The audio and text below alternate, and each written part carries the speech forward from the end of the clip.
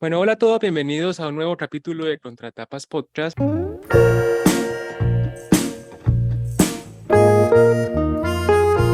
Mi nombre es Yamit Zuluaga y como en todas las oportunidades me acompaña. Florencia Puddington. Hola Jam, ¿cómo estás? Bien, Flor, ¿tú qué tal? ¿Cómo va el año? ¿Cómo van las lecturas? Bien, muy atrasada, con muchos trabajos, muy fin de año ya.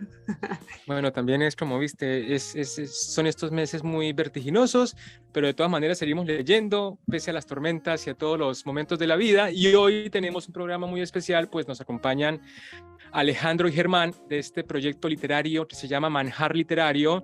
Y un poco entrándole ya al asunto y a lo que nos compete, le damos la bienvenida. Muchísimas gracias por haber aceptado ser parte de este espacio, traernos un librito para hablar, para conversar. Y yo quisiera empezar pues preguntándoles cómo nació esta cuestión de Manjar Literario, qué es y cómo se accede a ella. Buenas, Yamil, ¿cómo estás? Buena, Flor. Manjar nace aproximadamente no, sino hace 2 años, pero con un tiempo antes de preparación. Y es consecuencia de nosotros trabajamos juntos en una librería y parte un poco del principio de que muchas veces la gente venía a comprarse un libro y acababa llevándose la recomendación. Venía como con ganas de leer y sin saber muy bien qué. Y a partir de ahí dijimos, che, acá hay un lugar en donde la gente está necesitando saber qué leer. Y bueno, nosotros ya estábamos juntos todo el día, casi 24/7 en aquella época, y ahí se nos ocurrió el proyecto, y entre que lo armamos, hicimos la página web y pensamos en el lanzamiento, empezamos a hablar conversación con las editoriales. Eso habrá sido un proceso más o menos de 4 meses, 5 meses, y lo lanzamos en octubre del año pasado, fue la primera entrega. ¿Querés contar un poco en qué consiste? Porque creo que puede ser que no conozcan el proyecto los que nos están escuchando, pero básicamente ustedes mandan por correo a quienes se suscriben un libro particular por mes y se hace una suerte de club de lectura, no sé si estoy diciendo correcto, o una lectura acompañada de ese libro, que además me parece hermoso recibir por correo libros. Yo que a veces compro por internet y eso siempre cuando llega es como un momento muy, muy lindo. El libro como objeto es algo lindo, también recibir por correo medio de sorpresa, porque creo que no se sabe de antemano qué es lo que vas a recibir este mes. No se sabe exactamente, no se sabe. Sí, es exactamente eso. La verdad es un libro que seleccionamos mensualmente, es un solo libro por mes, que acompañamos con toda una cuestión que fuimos armando alrededor de la temática del libro. Recomendamos a la vez poesía, música, alguna recomendación audiovisual, fotografía, y tratamos de ligarlo con lo que tiene que ver con la temática del libro, que es un trabajo a veces complicado porque así como damos todas estas cuestiones más artísticas, también hay una especia para cocinar, por la cuestión del manjar y hacer como un guiño hacia nuestro nombre. Claro. Pero a veces es difícil ligar la temática del libro con una especia para cocinar. Entonces ahí se arma un poco un marco interpretativo que nada, es interesante. Después ya conversaremos sobre cómo acompañamos este libro desde el jardín, que es el que vamos a tratar hoy. No, muy linda la propuesta, está divertidísimo. Y no sé si ustedes lo hacen en todo el país o si se hace también hacia afuera o es solo en provincia de Buenos Aires. No, en todo el país. Es federal, despachamos por correo argentino a toda la gente que le paso ahí el chivo si quiere correo argentino tirar ahí una onda. Pero despachamos a todo el país, y lo que es acá Gran Buenos Aires y Buenos Aires muchas veces durante muchísimo tiempo lo entregamos nosotros. De hecho, sí. O sea, como que la persona que está suscrita en Cava probablemente nos conozca personalmente porque fuimos muchísimo tiempo a llevarlo nosotros mismos. Todavía al día de hoy, a mucho tiempo, muchas veces llevamos las entregas nosotros y el resto las despachamos a todo el país. Trabajamos con Correo Argentino porque tiene la particularidad de que no importa dónde vivas, tiene una obligación estatal de llegar. Entonces acaba siendo como la mejor opción para alcanzar algún lugar remoto. Hay manjares en lugares bastante remotos. Llegamos a tener gente en La Quiaca, gente en Ushuaia, entonces se forma como una cuestión federal muy interesante. Una pregunta que yo quisiera hacerles es cómo hacen para seleccionar los libros, o sea, qué criterio usan y de qué forma llegan como a coincidir en recomendaciones, porque muchas veces, si nos pasa también a nosotros, es que hay tanto volumen de publicación, hay tantos libros que uno no puede alcanzarlos a leer completamente, ¿no? O sea, uno se leerá, no sé, con toda la furia, no sé, 1 o 2 libros por semana dedicándoselo. ¿Cómo hacen para filtrar y para poder procesar como el monto tan grande de publicación, sobre todo en Buenos Aires, ¿no? ¿Qué tal? ¿Cómo están? ¿Qué tal? Bueno, el proceso o el criterio de selección es algo discutido entre los dos, pero a la vez surge naturalmente. Digamos, es verdad que la cantidad de libros que hay, que existen, es masiva, y no, es imposible leerlos a todos, y la selección siempre tiene que ir o la curación tiene que partir de una selección previa que hacemos cada uno de nosotros, y llegamos a los libros de distintas formas. Algún libro que leímos y nos gustó mucho, que viene de antes del proyecto, o libros que nos llegan por gente conocida, o vamos a librerías directamente a bucear, a pescar libros, a leer contratapas, a leer textos, o libros también por internet, por medios, o las editoriales muchos nos mandan los PDF, como que tenemos muchas formas de llegar a los libros, y siempre tenemos, si bien hay algunos criterios que tenemos en cuenta para decidir el libro, porque no repetimos editorial, por ejemplo, no repetimos temáticas, obviamente entregamos libros de determinada cantidad de páginas para que no sea muy extenso, hay criterios metodológicos para la selección, pero en definitiva también estamos abiertos a que el libro aparezca y surja, y a pesar de estos criterios que tenemos, también hay como una conexión entre nosotros, de que si a alguno de los dos le gustó mucho el libro, ya se cierra, digamos, porque si existió esa conexión en la lectura, por lo menos de uno de los dos, significa que puede haber mucha gente que también conecte con ese libro. Obviamente que tenemos parámetros de lectura similares, ¿no? No es que cada uno lee cosas muy diferentes, nos conocemos como lectores, y si bien siempre hay discusiones internas en todo el proyecto Manjar, en la selección de libros, creo que en las 24 selecciones que acabamos de entregar, creo que no tuvimos casi discusiones en ninguna, como que quedamos convencidos absolutamente de los 24, que eran muy buenos libros, y la verdad estamos sinceramente orgullosos del catálogo que estamos armando de lectura, porque está muy bueno. Yo no sé si además desde el jardín pudieron conocer un poco el catálogo que venimos entregando, o si leyera alguno de esos libros como para que vean por qué línea vamos, pero la verdad estamos muy, muy contentos. Sí, es muy interesante, yo lo alcancé a ver y me sorprendía mucho la variedad, ¿no? Porque, por ejemplo, en este programa vamos a tratar desde el jardín de Jerzy Kloczynski, que es una traducción al castellano, y también por ahí venía la siguiente pregunta: ¿le dan predilección, por ejemplo, a la literatura latinoamericana, o en realidad es como lo que los atrape, es por lo que se inclinan? Porque hoy también se está publicando en Argentina muchísimo, ¿no? Hemos tratado, por ejemplo, de Tove Jansson, también está Thoreau, o sea, hay muchísima producción, o sea, mucha impresión de libros de autores que no están vivos, que fueron famosos en el siglo XX, a principios, o sea, hay como un revival de un montón de autores y de temáticas internacionales. ¿Y ustedes cómo hacen para darle espacio también a lo contemporáneo, o sea, escritores vivos, con todo lo nuevo que se está vendiendo? Mirá, como decís, la producción de libros es infinita, y siempre va a ser mucho más de la que podés llegar a visualizar en Capital, porque nosotros somos de Capital.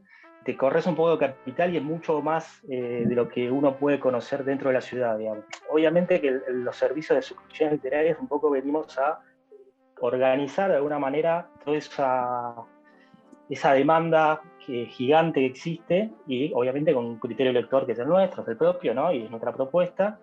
Pero volviendo a tu pregunta, cuando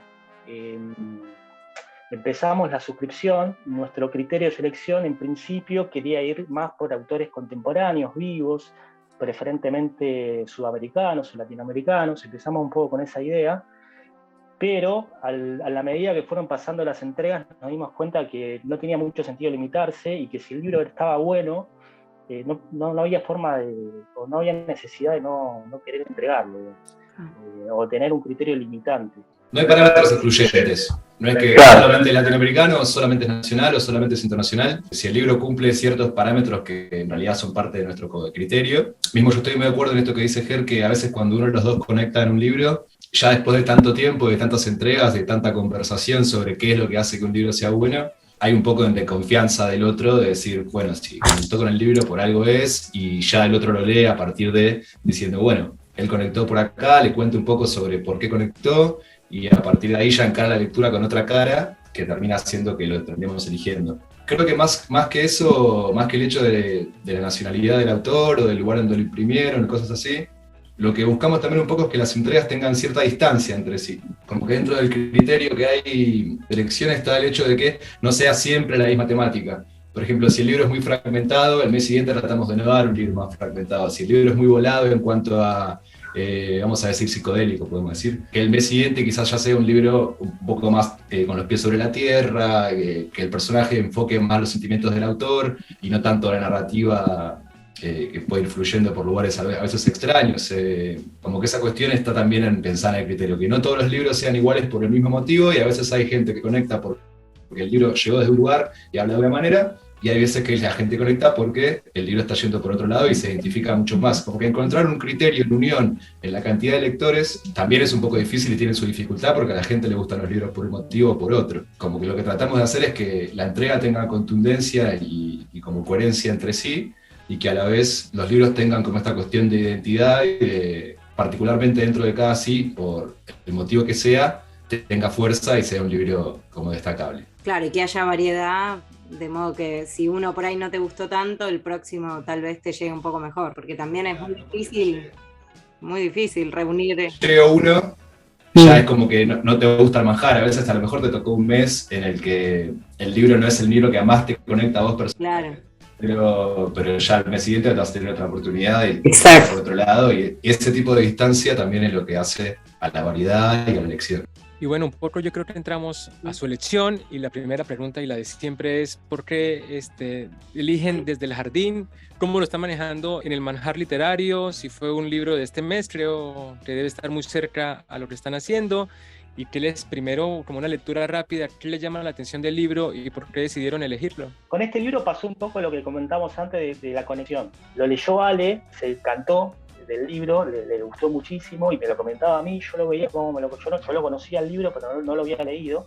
Cuando me lo comentaba, le veía cómo le brillaban los ojos, cómo le había gustado, cómo le había llegado tanto el libro. Y digo, che, mirá, si a vos te llega así. El autor yo lo conozco, había leído otro libro de él, pero no ese. Es un anagrama, que anagrama también, viste, digamos, es un buen catálogo que nos gusta mucho. Ya es casi a ciegas, lo terminamos cerrando ya con, o por lo menos yo desde mi punto de vista, con verlo a él como estaba convencido. Obviamente que yo me lo compré el libro, lo leí, y claro, me terminó también convenciendo a mí, ¿viste? Porque justamente venía a equilibrar un poco lo que veníamos entregando, que eran libros un poco más sofisticados, un poco más exigentes en la lectura, ¿viste? Un poco más volados, entre comillas. Entregamos un LEM, hacía 2 meses, un LEM que es un libro que a mí me parece maravilloso, pero es un libro voladísimo.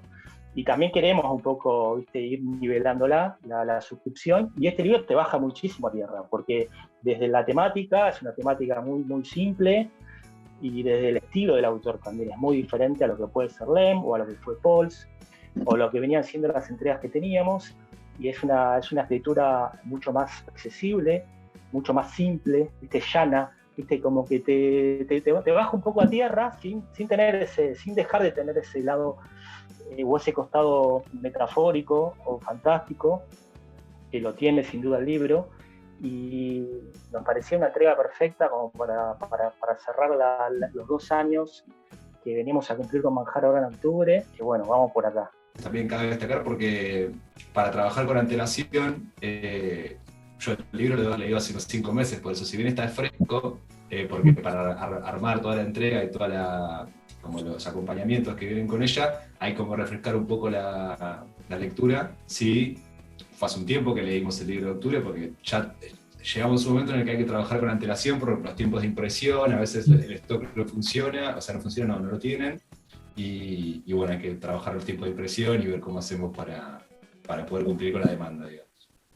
Claro, sí, ese detalle que nos pasa a nosotros también, ¿no? Que a veces para organizar, bueno, tenemos que leerlo con tiempo, tenemos que tener tiempo para leer, para elegir el libro, para conseguirlo, buscarlo, lo que sea. A veces la primera impresión puede ser una, y después en el tiempo el libro termina decantando y te genera otra cosa y te sentís distinto. Está bueno también darle un poco de espacio a la lectura e incluso revisitarla para ver cómo te sentís después con eso también, con la decisión. En este caso yo creo que sigo igual de conectado como lo leí en su momento. Este libro, por ejemplo, llega a la particularidad de que lo descubrimos, a mí particularmente un amigo mío me lo recomendó, y me lo prestó de hecho, y cuando lo leí, me encantó, dije, esto está perfecto para el manjar, es un libro corto, es un libro concreto, baja a tierra, tiene tono sarcástico, cumplía con una cantidad de condiciones que servían para la entrega y la distancia de la que ya hablamos.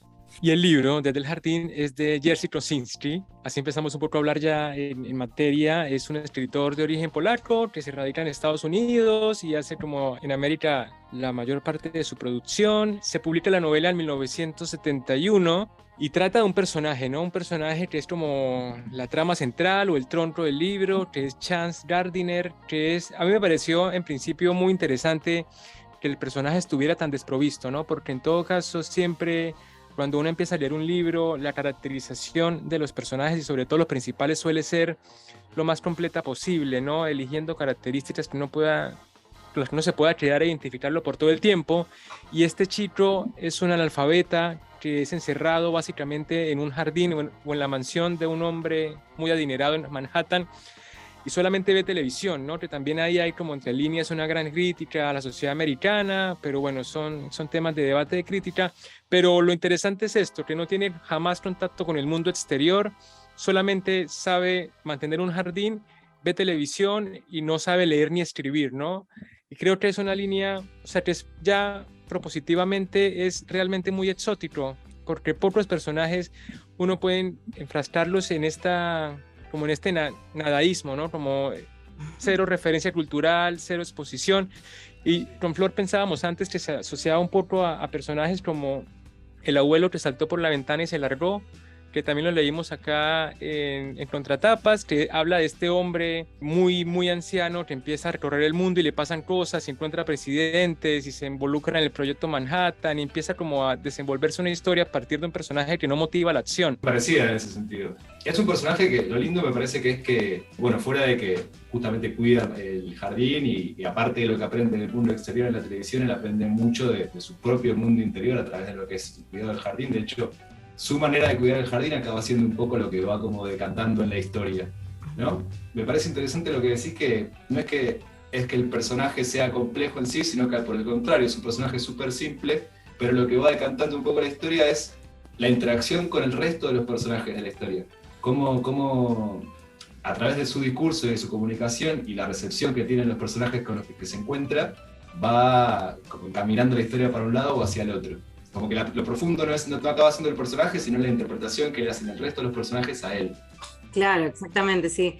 Sí, yo lo asocié un poco también con Bartleby, el escribiente, me hacía un poco también acordar, que también lo charlamos acá, un poco por esta actitud pasiva. Bueno, en el caso de Bartleby es más marcada por el no, el rechazar a la sociedad.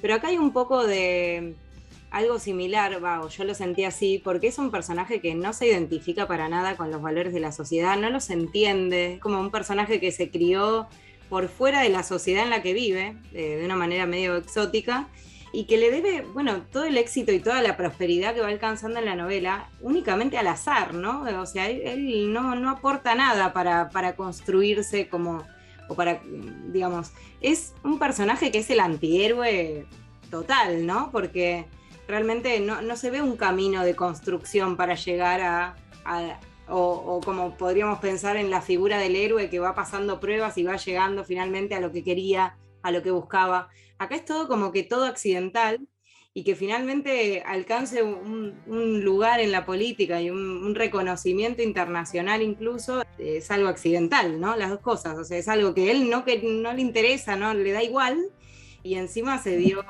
sin que moviera un dedo para que ocurriera. Sin que tuviera intención de hacerlo tampoco, como que se va decantando y él va yendo a través de donde lo va llevando la historia. Bueno, esto de que él también, muy al principio del libro, conoce un personaje importantísimo en la economía, a partir de ahí empieza como a codearse con gente ya como más de la elite, vamos a decir entre comillas, y termina como accediendo a círculos que para una persona analfabeta, justamente como decías vos también, parece impensado, como se lo llega a tildar de erudito al analfabeto, y creo que ahí hay como una fuerte crítica a la sociedad que bueno, me parece interesante. Sí, ahí también, un poco un juego con la sátira, ¿no? Esto de por ahí ridiculizar, en realidad usar el humor para desnudar la forma en la que entendemos el mundo, ¿no? Porque aparentemente este personaje, Chance, que ya tiene su nombre, toda su identidad está en ese nombre, que es justamente esa fuerza que hay en el azar para llevarlo por el buen camino a pesar de que él no haga nada, y es lo único que tiene, porque como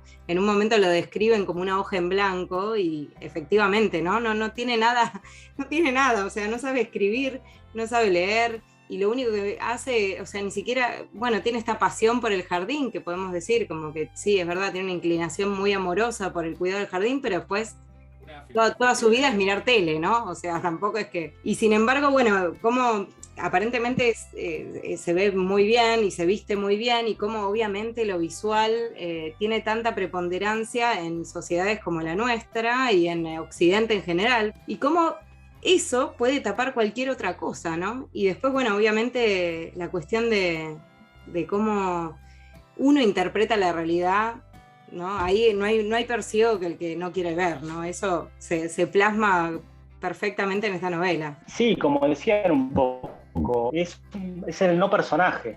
Es un personaje no personaje, y a la vez es muchos personajes al mismo tiempo, porque es una persona tan sencilla, desprovista de atributos, como se comentaba recién, pero a la vez es el personaje que todos quieren que sea.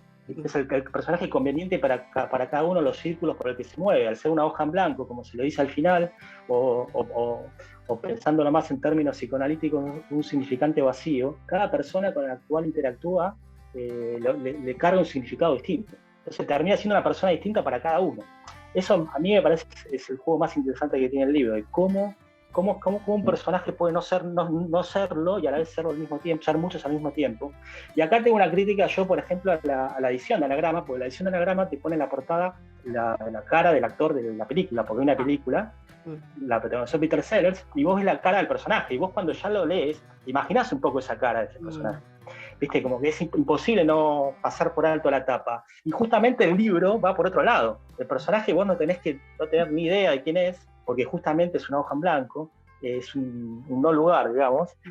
Y a mi modo de ver es como es el juego más interesante que tiene el libro, de cómo él va pivoteando, a pesar de que el azar juega su papel también, ¿no? Y cómo nace, y cómo vive, y cómo se van desarrollando los hechos, pero también es cómo se va acomodando cada una de las circunstancias, justamente por ser una hoja en blanco, ¿viste? Y que cada uno pueda manipular a su propio, o interpretar a su propio antojo. Un poco en línea con lo que decía Flor, a mí me interesa mucho la línea simbólica del personaje, porque más allá de que las acciones parezcan increíbles, como decía Flor, ¿no? Que es impensable que un personaje así pueda escalar tanto, hay en él ciertos atributos que creo y me parece que es lo más propositivo del autor, ¿no? Primero, se viste muy bien, que no es ropa de él, es ropa del anciano en el que vivía, que resultó tener un gran closet y él se apropia de eso. Entonces esto hace parte de su identidad, ¿no? Te dicen, es un tipo bien vestido, claramente tiene plata y es importante. Luego tiene la habilidad de escuchar, como no tiene opiniones para decir, no es un personaje que emite tanto discurso, escucha, entonces todos los demás son los que interactúan verbalmente con él y se desarrollan psicoanalíticamente o psicológicamente a partir de su no verbalidad, que también es otro interesante. Y lo que de pronto me causa un poco más de ruido es ubicar al personaje o describirlo al principio como con cierto retraso mental o con la insinuación de que puede haber ahí un retraso mental, que no termino de encajarlo muy bien, porque si bien el personaje no tiene ambición, eso se podría atribuir perfectamente a que ha estado lejos como de los vicios y de los valores del mundo. Ahora, como ese escalón más abajo respecto a su capacidad mental, es lo que no me termina de cuadrar, y es una pregunta que quería hacerles a todos, ¿cómo percibían como esa caracterización? Mirá, sabés que yo pensé algo parecido, y tampoco es la característica principal del personaje, o por lo menos de cómo está narrado el personaje. Si bien se menciona al principio de que nació de una madre, creo que tenía retraso mental, y él medio que trae los mismos genes, es una oración en todo el libro, ¿viste? A mí me da la sensación de que el autor ahí lo que quiso es darle verosimilitud a la historia, porque de otra forma, una persona encerrada toda su vida viendo la tele, siendo tan inocente, no sé si hubiera tenido esa verosimilitud que el escritor quería que tenga. Yo es la única razón que le encuentro, porque si bien es una persona que tiene retraso mental, según lo cuenta el libro, no es lo que se desarrolla durante el libro, es otra cosa. Lo que quiere para mí desarrollar el autor es justamente ese no lugar, ese no personaje, esa hoja en blanco, ese significante vacío. Yo creo que el juego narrativo va por ese lado. Y tuvo que justificarlo de alguna forma para darle veracidad. Es un procedimiento literario de justificación. Yo lo interpreto más de esa manera. Yo no vi la película, pero creo que en la película está más desarrollado eso del retraso, o se nota más capaz. O sea, no es muy diferente Claro. a cualquier otra experiencia que alguien puede tener, ¿no? En el televisor está todo, está el amor, está la pasión, está la ambición, está la riqueza, y él no se asocia ni siquiera con ello. Tanto así que hay una escena en la que él va a la televisión y es entrevistado, y él se pregunta, ¿no? ¿Cómo se verá él en televisión? O sea, se cuestiona el espacio, ¿no? De la televisión y de la realidad, y todo ese juego también me parece que abona a su ingenuidad, que es muy idealizada, ¿no? Es como la base de su movimiento en la novela. Claro, por eso, como es demasiado ingenuo, no hubiera sido creíble si no, digamos, yo lo pienso como lo pudo haber pensado el autor, la verdad que no lo sé, pero siento que para mí la necesidad de aclararlo, aunque sea en una sola oración, de que puede o pudo haber tenido cierto retraso mental, o tiene cierto retraso mental, para mí tiene más que ver con la verosimilitud de la historia y el personaje, que otra cosa. Como que no es la centralidad esa, sino lo que él quiere. Para mí eso es buscar ese no personaje, digamos, que es lo que desarrolla todo el libro, digamos. Pero tuvo la necesidad de darle verosimilitud. Sí, y lo otro que pensé respecto a eso es que también se muestra que una persona, incluso con diferentes capacidades mentales, o sea, el personaje como menos pensado puede llegar a ser asesor presidencial, ¿no? También ese juego Bueno, sí. de quién llega arriba, meritocracia, no sabemos, inteligencia, todo eso se pone en cuestión, ¿no? Es como que pone a la inversa el juego del poder, ¿no? El que logra el éxito ni siquiera tiene que ser tal persona, ¿no? Básicamente cualquiera podría llegar. No, y también cómo incomoda al poder este tipo de personajes, porque sobre el final están como las dos embajadas, está el gobierno estadounidense y la embajada de Rusia preguntándose quién es y no pudiendo sacar la información, como que de repente una persona así demasiado ingenua y sencilla y simple es imposible de controlarla. ¿Entendés? El final, en ese sentido, está bárbaro, de cómo molesta a una persona sin atributos, porque no la pueden dominar, no la pueden manejar. Sí, también otra mirada. Bueno, nosotros estamos incluyendo este libro dentro de la temática del poder, así que también me interesaba pensarlo desde ese lado, como decías vos. Y para mí también es interesante desde el otro lado, ¿no? Como que si una persona que, como propone este libro, ¿no? Que no tiene ningún atributo, que no tiene ningún conocimiento, puede cubrir un lugar como una figura presidencial o como un cargo ejecutivo, ¿dónde está el poder, no? Porque este hombre no tiene ninguna inclinación por ser poderoso, digamos, por influenciar a los demás, lo hace sin querer. Entonces, ¿dónde está el poder? Como que un poco el también poder es el vacío, te lo preguntás. Que el poder es como el vacío, ¿viste? Es como la figura de Dios. ¿Quién es Dios? Y no se sabe, pero para cada uno es una persona distinta o un ser distinto en una persona, sí. Y cada uno le pone el significado que quiere. Y ese es un poder mucho más importante, mucho más atrayente o atractivo que un poder más consolidado, más definido. Por eso, yo, por lo menos la lectura que yo hago, como los gobiernos más importantes del mundo de aquella época, la Guerra Fría, ¿no? Pues un libro escrito en los 70, cómo le molesta una figura vacía, pues justamente puede tener más poder que ellos, que tienen todo el poder. Porque todo el mundo lo adora, ¿no? También hay una mirada sobre la sociedad. Quiero decir, nosotros cuando votamos no entendemos bien qué estamos votando, porque esa figura también estamos haciendo como una relectura del personaje el que estamos votando. Hay tanta carga emotiva cuando uno vota que también me hizo pensar en eso. Generalmente como que cuando votás muchas veces puede pasar que uno carga o reinterpreta a la figura que está votando de acuerdo a lo que uno quisiera que sea, ¿no? Eso es lo que quiero decir. Sí, a mí me da la sensación de que los asesores de campañas presidenciales o campañas políticas, para mí recomiendan, no tengo idea igual, ¿no? Pero para mí recomiendan una dosis de ingenuidad a sus candidatos para que justamente se dé este efecto de cargar de sentido, que tenga el votante, que es como la hoja en blanco, que es Chomsky, de alguna forma. Porque una persona muy inteligente te da desconfianza, capaz. Exacto. Sí, a mí me da esa sensación, que alguien demasiado inteligente no llega a todo el mundo. Porque lo que termina pasando también es que en realidad todo lo que esa hoja en blanco es, ¿no? Todo lo que Chance verdaderamente es queda escondido, ¿no? Nadie se entera que no sabe leer, que no sabe escribir. que es un ignorante, que vivió encerrado, que no conoce el mundo de verdad, que no sabe cómo interactuar, sino que lo aprendió con la tele. Bueno, todo lo que nosotros sabemos como lectores no lo sabe el mundo, y bueno, eso es lo que uno siente, ¿no? Que como para pegarla en la política, o bueno, para ser una influencia para los demás, medio que hay que transvestirse de algo o entender el código de cómo, o quizás no entenderlo porque él nunca lo entiende, pero sí interactuar de acuerdo al código ese, ¿no? Al código social que funciona muy bien. Y sí, es como, es vestir la ropa de candidato, nada más. Exacto. De hecho, a él lo proponen sobre el final del libro, que no queda muy bien, pero como que lo proponen de vicepresidente. Claro. Y justamente descartan a las otras posibilidades por tener demasiado pasado, ¿viste? Bueno, hizo tal cosa, hizo tal comentario, salió en tal diario, no me acuerdo bien qué es lo que van diciendo cada uno de ellos, pero como que lo terminan descartando justamente por ser personas con historia. Y viene un personaje como Gardiner, que no tiene historia, como una hoja en blanco, y bueno, qué mejor candidato que un hombre sin historia, ¿no? Claro, no, totalmente. Sí, y otra de las líneas a mí me pareció muy interesante la cuestión de la sexualidad, ¿no? Porque hay dos, además de lo intelectual, hay dos momentos que se abordan. Uno es homosexual, el otro es con este personaje Eve o E, que siempre está como platónicamente enamorada de Chance, y que también ahí está la dualidad en que ella tiene como a este esposo muchísimo mayor que ella, no sé, se encuentra como en un momento como de insatisfacción, como de sinsentido, y Chance viene también a llenar eso, ¿no? Como a ser como el fantasma de Benjamin, que es su esposo mayor, y en las dos oportunidades la sexualidad, también está el personaje desprovisto de sexualidad y se le aborda el sentido desde el voyerismo, desde la comprensión, desde el caballerismo.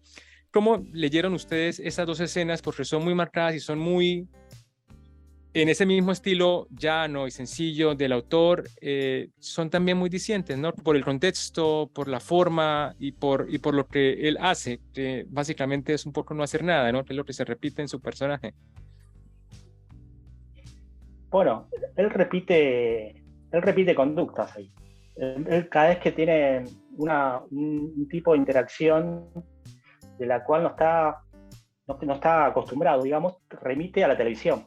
¿Cómo hubiera interactuado, cómo interactuaron personajes que él vio en televisión y trata de actuar de esa manera sin entender bien lo que pasa? Yo la verdad no hice una lectura más allá de esa, siempre todos estamos referenciándonos en los demás de alguna manera, pero no es lo mismo referenciándose en la sociedad que te rodea, digamos, en tu vida, digamos, que con la televisión. Como todo mucho más acartonado, mucho más diferente. De repente él tenía un mundo de referencia que no era el real, porque se manejan con códigos distintos. Para mí no es un hecho, la lectura que yo hago en lo personal no fueron hechos específicamente en el que le presté mucha atención como para sacar un contenido de sentido distinto a la línea de lectura que tuve durante todo el libro, que tiene que ver con cómo cada uno ve o le pone el personaje que quiere. Para Yves es el amante, para el embajador de Rusia es el asesor del presidente, para el candidato, su vicepresidente posible.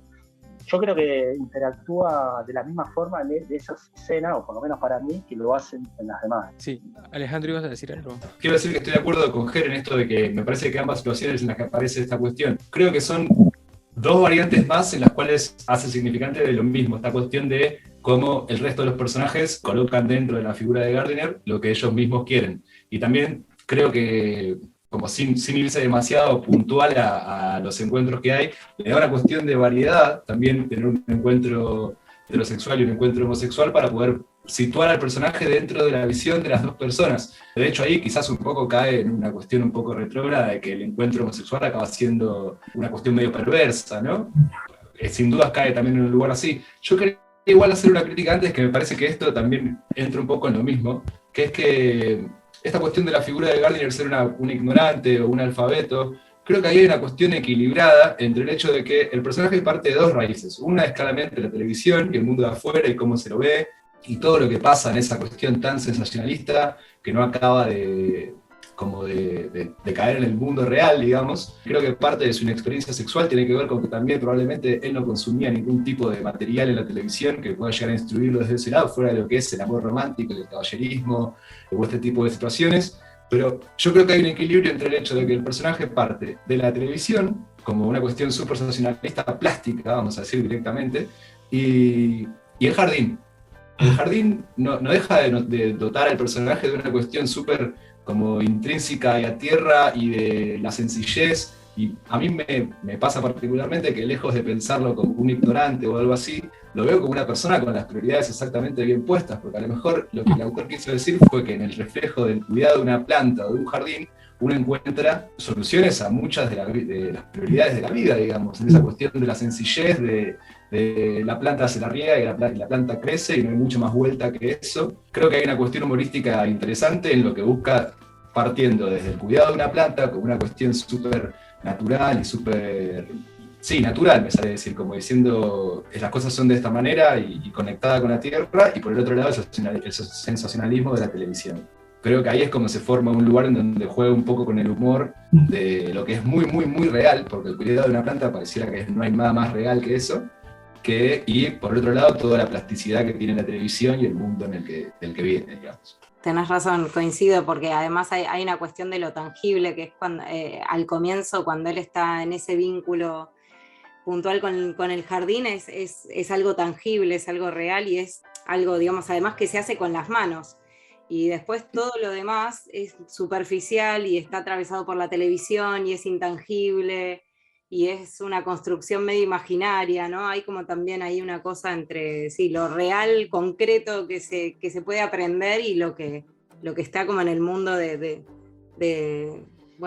lo falso, lo superfluo, no sé, No es casualidad que la otra parte, la contraparte, más de lo real, de lo que acaba haciendo la construcción de Gardiner, porque el resto, a la información que el personaje recibe desde la televisión, se le puede llegar a atribuir el mismo vacío que al discurso del resto de los personajes con él y llenándolo de significante. Como que la contraparte de que la única experiencia real que él tenga sea el cuidado del jardín, me parece como llevarlo a un lugar muy primitivo, muy esencial, como que ahí hay un equilibrio muy interesante de todo lo demás y que su base sea el cuidado de las plantas, ¿no? Como que es algo súper lineal que requiere de un montón de principios básicos, como el amor, como el cuidado, como el tiempo, como la paciencia, estética hacia la belleza. Me parece interesante que la contraparte a la falsedad sea justamente el cuidado de una planta. Creo que eso es algo valorable en el libro también. Respecto a eso, a mí también me llama la atención que las afirmaciones que hace sobre el jardín son también como verdades universales, ¿no? Por la que se hace famoso es por la que después del invierno viene el verano, ¿no? Como después de un mal tiempo seguramente florecerá y va... Que también son como frases de horóscopo, ¿no? Y aparte recursos metafóricos muy interesantes, porque yo lo he visto sobre todo, pero con las cuestiones de cocina, ¿no? Cuando en los libros un personaje cocina, hay que esperar a que se cocine, hay que esperar a que se macere, ¿no? Eso sí lo he encontrado mucho. Y la otra me parece metáfora que está relacionada con el jardín es cuando dice que si no se riega una planta no va a crecer y demás, que volvemos a lo mismo, ¿no? Son como filosofías muy conocidas, pero dichas metafóricamente o poéticamente o líricamente resuenan de una manera más profunda, ¿no? Como que se encuentra un significado mucho más, no sé, mucho más abarcativo que hacer la explicación técnica de lo que una economía sería, que es lo que le hacen a él, ¿no? Todo el tiempo. Y creo también que en el cuidado de la planta, volviendo a aquello que, bueno, a mí también me gustan mucho las plantas, quizás por eso conecto desde ahí, pero me pasa un poco que él no sabe nada de la vida por fuera del lugar en el que vive y todo lo que sabe lo sabe a través de la televisión, pero a la vez el cuidado de una planta tiene el transcurso de la vida, la planta que crece, que florece, que muere, como que él a la vez tiene una línea de tiempo en el transcurso de las cosas a través de la visión de las plantas. Me parece también que por ahí encuentra como sentido todo el libro y un equilibrio entre la falsedad y lo verídico, y donde forma también las bases el personaje como una cuestión de identidad, como no... Yo lo llevaría más por un lado de la sencillez y no por un lado de la ingenuidad, sin contar el guiño que hace el personaje para que la historia, el autor, para que la historia sea verosímil, de hacer alusión a que a lo mejor tiene algún tipo de retraso para poder situarlo en el lugar en el que está, porque si no muy bien no se explica por qué el personaje nunca salió de la casa. y que está también al cuidado de una señora durante mucho tiempo, que le lleva la comida y que ve que tenga todas las necesidades cubiertas. Ahí hay como un equilibrio entre que lo que él sabe de la vida es justamente las plantas y el resto es todo ficticio, forjando ahí la identidad de Chan Cigar. Sí, al final lo que sabe es lo importante, ¿no? Lección para todos. A eso me refiero, como que hay un guiño ahí sobre que a lo mejor no se necesita mucho más que todo este circo, vamos a decir, que se forma alrededor del personaje, que es lo que él ya sabe a través del cuidado de un jardín. Hay un mensaje muy concreto ahí hacia la estupidez social, de buscarle demasiadas vueltas a todo, cuando el mensaje puede ser súper simple para la búsqueda de la felicidad, que es un poco lo que quiere Gardner, ¿no? Estar tranquilo.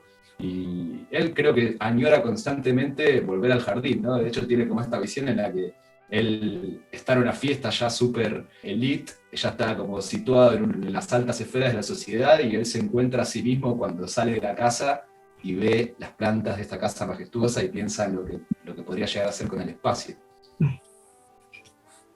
Sí, yo un poco para ir terminando con mi intervención, a mí lo que me parece más interesante es esta moraleja, ¿no? Y es esta lectura que se puede hacer desde lo simbólico, más allá de la historia factual, ¿no? Que bueno, los hechos pasan y hay mucho humor, hay mucha sencillez, hay situaciones también que provocan, que chocan, incomodan y demás, pero a mí lo que más me parece interesante es como la lectura metafórica que hace, ¿no? Y toda esta cuestión de la sociedad que creo que es tan relevante en el 70 como lo es hoy, como lo era hace 200 siglos, ¿no? Porque al final lo que propone el libro es una verdad universal y creo que por eso se calificaría como de esas historias como atemporales, ¿no? Que pueden funcionar casi que en cualquier sociedad, en cualquier lector, en cualquier momento, en cualquier crisis nacional. No, y a mí me gustaría que porque todavía no leímos un pedacito del libro, así que si quieren para cerrar el encuentro, hoy lo hacemos al final, siempre lo hacemos al comienzo, pero bueno, para cerrar este momento, leer no sé, si tienen algún fragmento que les gusta particularmente, si no, alguno de los dos, el comienzo, la primera parte, algunos párrafos, como para introducir un poco en la lectura y que, bueno, quienes no leyeron o no se acercaron al libro conozcan un poco esta forma de la que estamos hablando tan sencilla de narrar.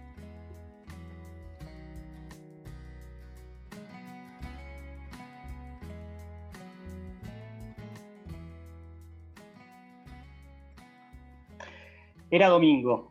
Chance estaba en el jardín. Se movía con lentitud, arrastrando la manguera verde de uno a otro sendero mientras observaba atentamente el fluir del agua. Fue regando con delicadeza cada planta, cada flor, cada rama del jardín. Las plantas eran como las personas. Tenían necesidad de cuidados para vivir, para sobreponerse a las enfermedades y para morir en paz. Sin embargo, las plantas diferían de la gente. Ninguna puede reflexionar sobre sí misma ni conocerse. No existe ningún espejo en que pueda reconocer su rostro, ninguna puede obrar intencionadamente, no le queda sino crecer y su crecimiento carece de sentido, puesto que no puede razonar ni soñar. Las plantas gozaban del resguardo y protección del jardín, separado de la calle por un alto muro de ladrillos rojos cubiertos de hiedra, cuya paz no perturbaba siquiera el ruido de los coches que pasaban. Para Chance, las calles no existían. Si bien nunca había abandonado la casa y su jardín, la vida que transcurría al otro lado del muro no despertaba su curiosidad. La parte delantera de la casa, donde habitaba el anciano, podría haber sido parte del muro o de la calle. Nada le indicaba a Chance que hubiera allí ningún ser viviente. Era la parte de atrás de la planta baja que daba al jardín y vivía la criada. Al otro lado estaba la habitación de Chance, cuarto de baño y un pasillo que conducía al jardín. Lo que el jardín tenía de particularmente atractivo era que en cualquier momento que se detuvieran los angostos senderos, entre los macizos de arbustos o entre los árboles, Chance podía comenzar a dar vueltas sin saber a ciencia cierta si avanzaba o retrocedía, si sus pasos lo acercaban o lo alejaban del lugar de donde había partido. Lo único importante era seguir su propio ritmo, como las plantas en su crecimiento.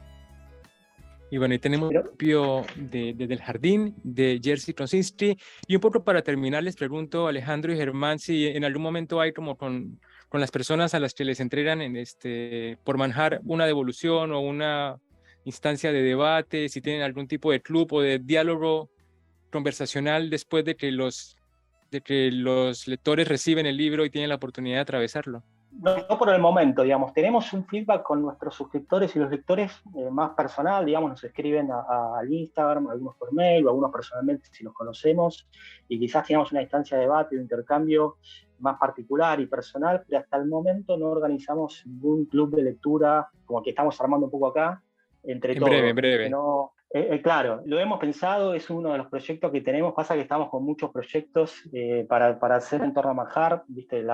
Sinceramente la suscripción nos demanda muchísimo tiempo porque no es solamente leer el libro, nosotros hacemos todo un recorrido, una entrega, y no nos quedamos solamente ahí, y por el momento administrar un club de lectura no nos parece viable en cuanto a nuestros tiempos.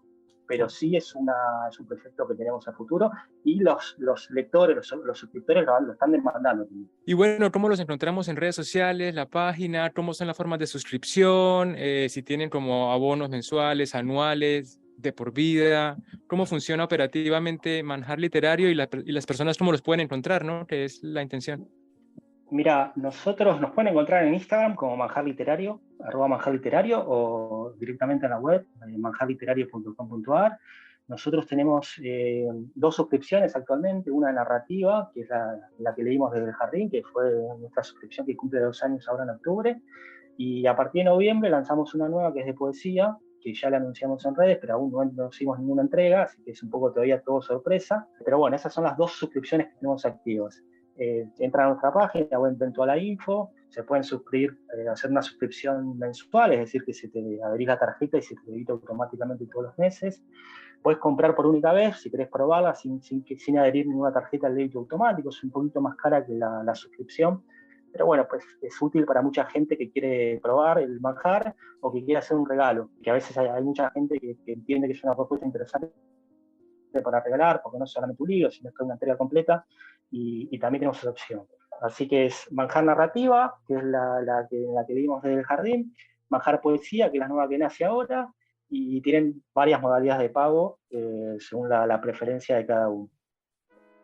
Pues Alejandro y Germán, muchísimas gracias por haber estado con nosotros acá en esta oportunidad hablando de literatura. Esperamos tenerlos en algún otro programa.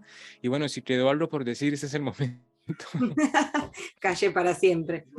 No, agregar un poco que nosotros acá nos centralizamos en el libro, pero la idea de Manjar es un poco armar una propuesta con valor agregado, digamos, que no solamente que vos recibas el libro y lo leas, y que si bien ese es el elemento principal y central de la entrega, siempre pensamos en algo de hacer un recorrido cultural, llamémoslo de alguna forma, y entonces al libro le agregamos una Polaroid, por ejemplo, una fotografía en formato Polaroid, una recomendación audiovisual, ¿viste? Te linkeamos a una película, digamos, a un documental, a un corto o a cualquier cosa que sea audiovisual que nos parezca interesante y que de alguna forma tenga vínculo con la lectura, una postal poética, seleccionamos un poema y lo acompañamos con una ilustración y lo entregamos con eso, una especie culinaria, que bueno, eso tiene poco de cultural en este sentido, pero bueno, hace parte de nuestra esencia porque así nacimos con eso, y creo que no me estoy olvidando de nada.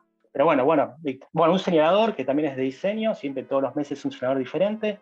Atrás del señalador un QR, con el QR accedes al QR y accedes a un menú que tenés información sobre el libro, sobre el autor, sobre la especie, sobre la foto, sobre las recomendaciones que hacemos musicales, pues siempre recomendamos un disco, audiovisuales, como que ampliamos el libro. La idea es un poco amplificar el libro y que la lectura no empiece en la primera página y termine en la última, sino que convivas con la entrega todo el mes. Por lo menos esa es la idea, y los invitamos a quienes quisieran probarla, que suscriban, nos escriban, que nos visiten en la web, en las redes, y bienvenido a cualquier consulta. No, pues muchísimas gracias a todos, gracias por escucharnos, y un poco acá terminamos también con el ciclo de poder, ya vendremos con más novedades y otros ciclos, y Flor, hasta la próxima. Nos vemos.